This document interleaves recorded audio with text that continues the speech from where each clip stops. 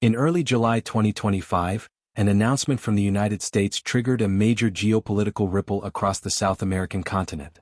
A proposed 50% tariff, imposed on all Brazilian imports to the United States, was suddenly made public.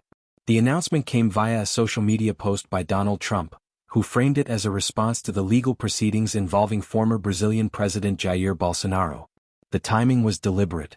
The implications? Far-reaching. Today we examine the key players, legal dynamics, and geopolitical strategies underlying this decision. This isn't just a story about tariffs.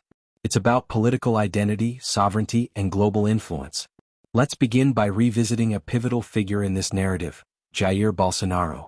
Jair Messias Bolsonaro is no stranger to controversy. Born in 1955, he began his public service as a military officer, graduating from the Agulhas Negras Military Academy, Brazil's equivalent to West Point.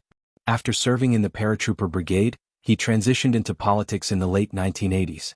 Elected as a city councilor in Rio de Janeiro in 1988, and then to the national legislature in 1991, Bolsonaro spent almost 3 decades in Congress. During this time he developed a public persona centered on law and order rhetoric, economic liberalism, and sharp critiques of traditional political elites. But it was in 2018 that Bolsonaro rose from fringe lawmaker to national leader, winning the presidency on a platform promising to fight corruption, reduce crime, and restore Brazil's standing in the world. His presidency began with optimism from his supporters. Campaign promises emphasized unity, economic revitalization, and a tough stance on crime. But Bolsonaro's term quickly attracted international attention for reasons beyond domestic policy. His environmental policies, particularly relating to the Amazon rainforest, prompted widespread concern. Loosened protections and an uptick in deforestation were met with criticism from climate experts and policymakers abroad. Gun laws were also relaxed. Civilian firearm registrations reportedly increased nearly 5-fold during his tenure. Supporters viewed this as a bold step toward public safety. Critics, however, raised alarms about rising societal risks. Simultaneously, Bolsonaro's statements on women, racial minorities, and indigenous communities generated backlash both at home and abroad. His political language, often provocative, was seen by some as refreshing candor, by others as divisive populism. By 2022, political tides were shifting. Bolsonaro sought re-election but faced a formidable challenge from former President Luiz Inácio Lula da Silva. In what became one of Brazil's most contentious elections in decades, Bolsonaro was defeated. The narrow loss sparked unrest.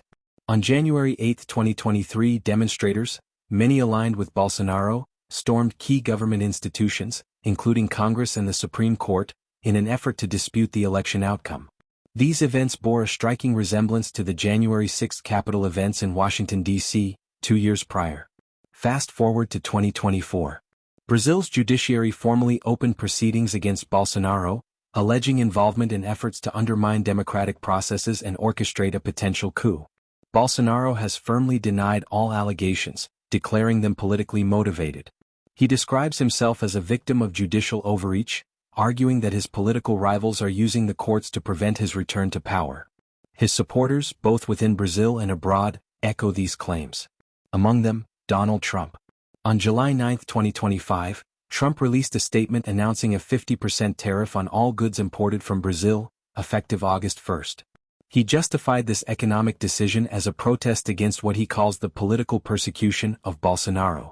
The implications for Brazil are substantial. The country currently holds a trade surplus with the U.S. of approximately $7.4 billion. Imposing such a tariff threatens key export sectors, from agriculture to manufactured goods, and could damage economic recovery efforts. The immediate response from Brazil's economic leadership was swift and pointed. Officials decried the tariff as disproportionate and unjustified. They invoked reciprocal economic measures and expanded tariffs on a broad range of American products, from agricultural goods to entertainment licenses.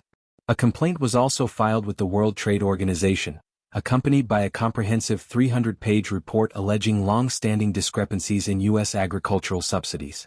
Brazil's response underscored a rare moment of national unity. Political leaders across the spectrum, many often at odds, joined in condemning the tariff move. Observers have noted that this tariff decision didn't occur in a vacuum. Just days earlier, Brazil hosted a major BRICS summit. During the gathering, President Lula publicly questioned the global over-reliance on the US dollar, a recurring theme among emerging economies exploring a more diversified financial architecture. Some analysts view the US tariff as a direct reaction, not only to Bolsonaro's legal saga, but to broader challenges to the dollar's international dominance. For Trump, framing the issue around Bolsonaro allows a political narrative that resonates with his base: loyalty, nationalism, and resisting global institutions perceived as unjust. But at its core, the decision also serves a strategic purpose. Looking ahead to Brazil's 2026 general election, the right-wing coalition once aligned with Bolsonaro is reorganizing. Although Bolsonaro is currently disqualified from holding public office until 2030, due to rulings from the federal Supreme Court, key allies remain politically active. São Paulo's governor, a Bolsonaro confidant, has emerged as a possible candidate. Trump's tariff move, according to critics, may be aimed at pressuring the Brazilian government into easing judicial actions against Bolsonaro, thus potentially clearing a path for his political rehabilitation. Whether this is likely to succeed remains unclear. But the effect is real. Trump's intervention has reshaped Brazil's political conversation. In Congress, right-wing lawmakers praised Trump's move, describing it as principled and protective of democracy. Left-wing voices, by contrast, accused pro-Bolsonaro factions of surrendering sovereignty for political gain. This polarization echoes past global patterns. From Europe to Latin America, populist politics increasingly intertwine domestic legal processes with international diplomacy. In Brazil's case, a domestic legal issue has now escalated into a full-scale diplomatic standoff, with economic consequences for both sides. For everyday Brazilians, the concern is practical: jobs, prices, and trade. Brazil's export economy, especially in sectors like beef, soy, and coffee, relies heavily on access to international markets. Tariffs this large could translate into job losses, slowed growth, and inflationary pressures.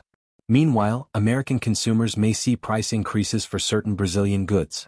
In the global economy, tariffs rarely land cleanly. They send shockwaves through supply chains and deepen divides. So where does this leave us? Jair Bolsonaro's future will ultimately be determined by Brazil's courts and its constitution. His legal proceedings must be conducted transparently, impartially, and free from foreign influence. Meanwhile, the use of tariffs as geopolitical tools, especially in defense of individual political figures, raises questions about sovereignty, precedent, and international norms. In a world moving toward multipolarity, unilateral economic decisions are likely to meet collective resistance. As Brazil continues to assert its independence on the world stage, economically, environmentally, and politically, the international community will be watching closely.